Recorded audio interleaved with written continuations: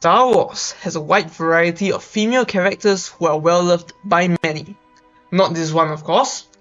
To no one's surprise, the one that dominates much of the internet is Ahsoka Tano, with some spicy and juicy fan-made media. And looking into legends, we have the likes of Mara Jade and Satyushan. And in my personal opinion, one of the most underrated but best girls in Star Wars is Marr. After all, she has the ability to resurrect her allies, and her trademark line is so iconic. Heroes never die. Wait, that's the wrong franchise. So, why exactly is Marr the best girl in Star Wars? Allow me to state my case, fellow gentlemen. But before we get started, if you're interested in more things related to Star Wars and the Old Republic, don't forget to check out the rest of my channel.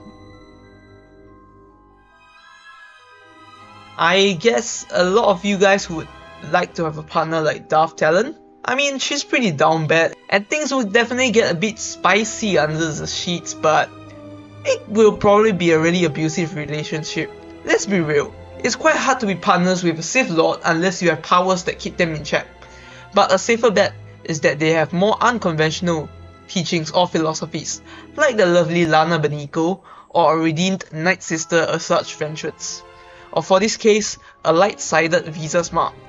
Actually, one might even consider that she is not even a Sith in the first place, because she was forced into servitude to her master Darth Nihilus and had no choice in the matter. What makes her all the more attractive and appealing, I feel, is her experience with her trauma and her attitude towards it and toward you. When you first meet her, she seems devoid of hope, filled with pain and suffering, and just nothingness, darkness in her heart. But over your conversations and the journey you have together in KOTOR 2 and her final confrontation with her master, you can see that she has really come to terms with all that has happened. It's not every day that a blind Sith just pops onto your spaceship trying to kill you, only to end up being a trusted friend of yours a while later.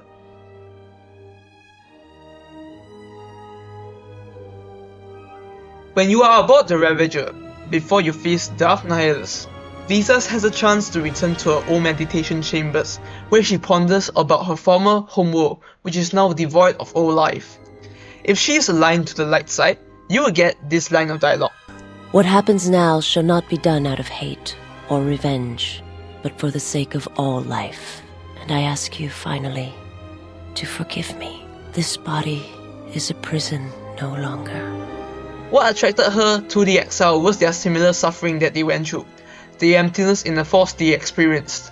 This lady has some standards, not just some person who is strong, high or mighty, but a person who has gone through suffering and trauma and has gone out of it all the more stronger.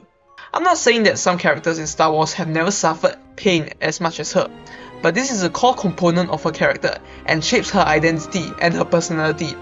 Her convictions on the truth of the galaxy and the path and the purpose that one must follow is an excellent quality for a partner, because it displays a level of maturity and level-headedness that is otherwise harder to find in other characters.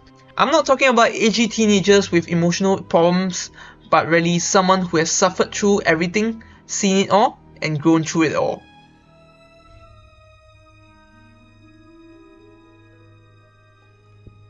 A man can have anything he wants, if he is willing to sacrifice. That is one of the most iconic quotes of Valkorion, aka Tenebrae or Vitiate, possibly one of the most evil and selfish Sith Lords to ever exist in Star Wars. And conversely, a person who is willing to sacrifice himself or herself for you. That takes a whole nother level of selflessness and love to reach those heights. But that is what Marr claims to be able to do and is absolutely capable of doing so. I mean, even as the exile, you could literally be such a complete and utter jerk to her. She would be absolutely willing to sacrifice her life for yours.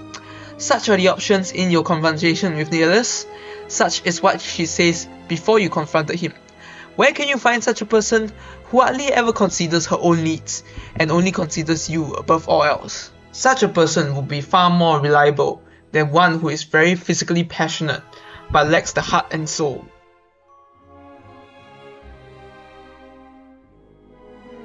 Okay, this is not to say that Marr does not look attractive at all. In fact, her outfit makes the Force Awaken in my pants even though she hardly shows any skin. But if you think about it, Many of the other women in Star Wars just somehow end up in situations where we see some nice things. Ethan Red mentions that she has already had quite a fair bit of physical scars when we first meet her.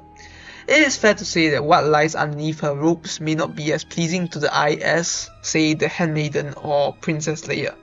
But what makes Visas Marr stand out amongst them is that she just doesn't need that.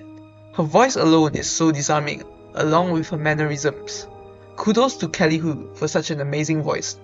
Needless to say, her beauty is not only from her appearance, but also who she is.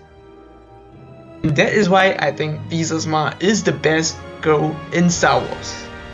You may have differing thoughts, so let me know what you guys think down in the comments. As always, thanks for watching and may the Force be with you.